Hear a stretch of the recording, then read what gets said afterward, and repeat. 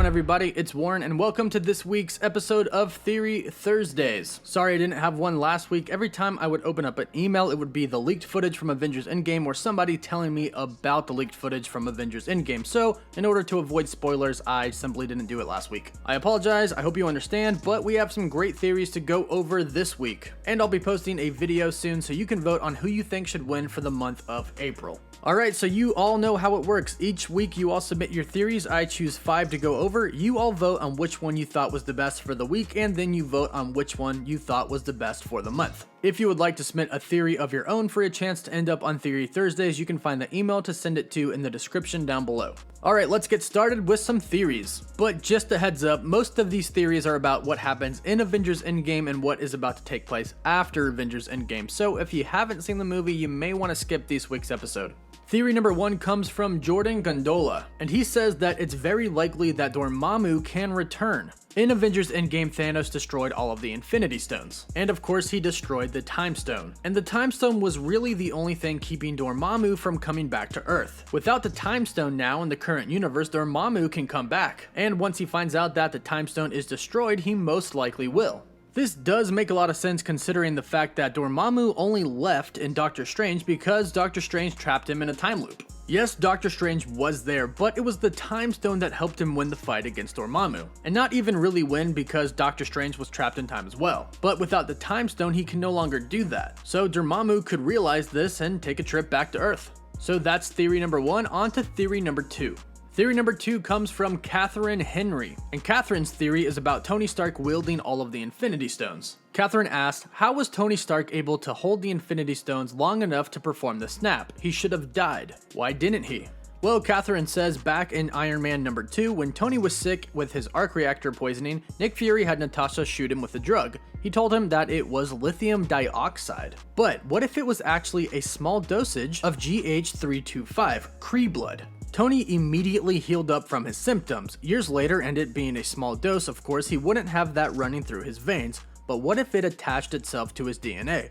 Not much, but it's there. The Kree race were very powerful and for a limited time can wield a stone in their bare hands. What if Tony's DNA having a little bit of Kree blood in it is why he was able to wield the Infinity Stones long enough to snap his fingers? This is an interesting theory because based on what we know about the Infinity Stones, Tony should not have been able to hold them for that long. And the snap probably should have just simply disintegrated him. I mean, Professor Hulk was barely able to wield the Infinity Stones and he is a lot stronger than Tony Stark. So maybe there is some underlying cause, such as his blood is actually infused with Kree blood, that helped him be strong enough to hold the power of the Infinity Stones long enough to perform the snap. After all, in Captain Marvel, we did see Carol Danvers get infused with Kree blood, so it's certainly something that Marvel has thought about before. So this could be possible, and maybe that's how Tony Stark was able to wield the Infinity Stones for as long as he did. So that's theory number 2, on to number 3. Theory number 3 comes from Jacob Sanchez, and he has a theory about secret wars. Originally, Jacob thought that the snap would create 2 different universes. However, after watching Avengers Endgame, we know that is not the case. However,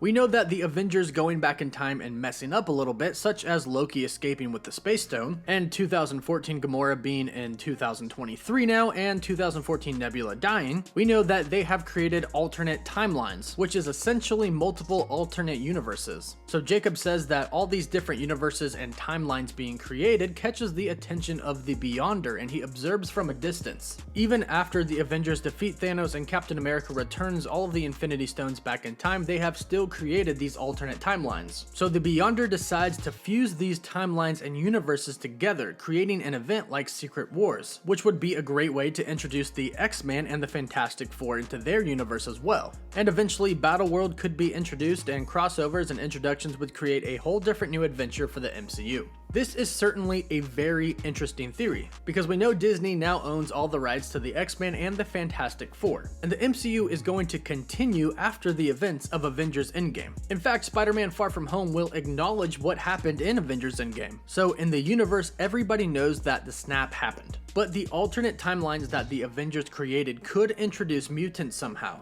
and we actually already know that the cosmic entities exist in the MCU. In fact, the writers of Infinity War and Avengers Endgame have just recently come out and said that they were going to have the Living Tribunal in Avengers Infinity War. So we know that they're going this route. So bringing the Beyonder in to fuse the universes and timelines together isn't exactly too far-fetched. In fact, it seems like they're leaning more towards that. The cosmic entities entering the MCU. So this could be a great way to lead into things such as Battleworld and to introduce the X-Men and the Fantastic Four. So that was theory number 3, on to number 4. Theory number 4 comes from Alex P. And Alex has a theory about how the X-Men and the Fantastic Four will enter the MCU and join the Avengers eventually. Alex says that now that Tony Stark is gone and that Captain America is an old man, Nick Fury is going to have to recruit new members for the Avengers. He reunites with Captain Marvel at the end, and Captain Marvel goes into the cosmos to search for people. Before she leaves, Nick Fury tells her, "I've had some people under my radar for a long time, and I think it may be time to call them. And these people will end up being the Fantastic Four, and at one point in time could even have worked for S.H.I.E.L.D. Meanwhile, Carol Danvers goes somewhere in the universe and finds some people who are super. She'll recruit them to come back to Earth, and these people will be the X-Men."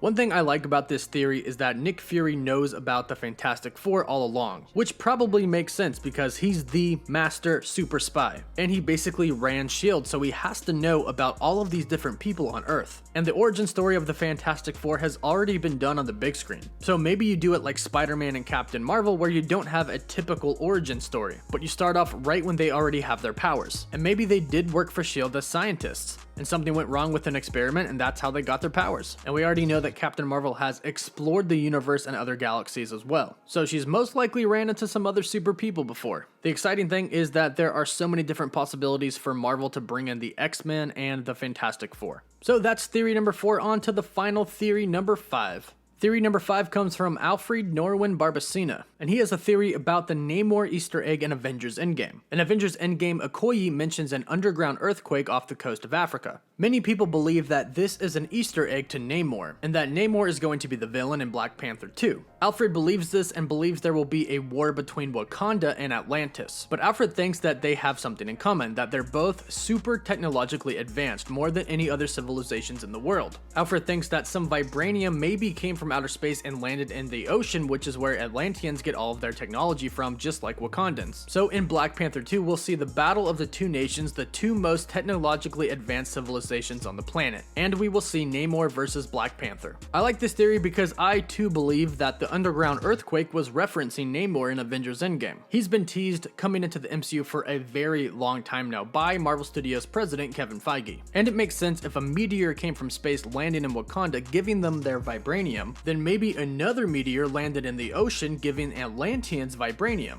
This would definitely make for an interesting battle, a battle between the two most advanced cities on the planet. This is something that actually happens in the comics. Wakanda and Atlantis are at constant war with one another, so this theory could definitely happen. Well, that's it for this week's theories. Let's do a quick recap.